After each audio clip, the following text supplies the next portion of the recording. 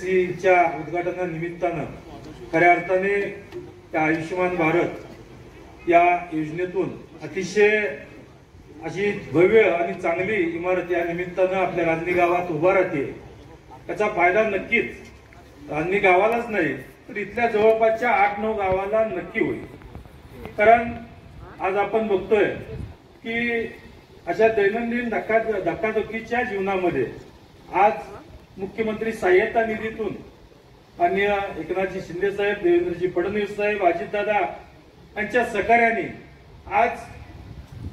प्रत्येक नागरिकाला वाटू लागलं की शासन आपल्या भरभक्कमपणे पाठीमागे आहे। मी सावंत सरांचेही मनापासून आभार मानतो की सावंत सरांनी या मतदारसंघातले प्रश्न घेऊन गेले असताना सुद्धा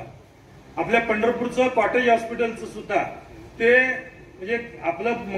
पंढरपूरचं कॉटेज हॉस्पिटल असेल, मंगळवेढा ग्रामीण रुग्णालय असेल किंवा निंबोनीचं ग्रामीण रुग्णालय मंगळवेढा तालुक्यातलं असेल, हे मंगळवेढाचं उपजिल्हा रुग्णालय आणि निंबोनीचं ग्रामीण रुग्णालय मंगळवेढा तालुक्यातलं असेल, हे मंगळवेढाचं उपजिल्हा रुग्णालय आणि निंबोनीचं ग्रामीण रुग्णालय मंगळवेढाचं ग्रामीण रुग्णालयाचं रूपांतर उपजिल्हा रुग्णालयात केलं आणि पंढरपूर कॉटेज हॉस्पिटलचं ते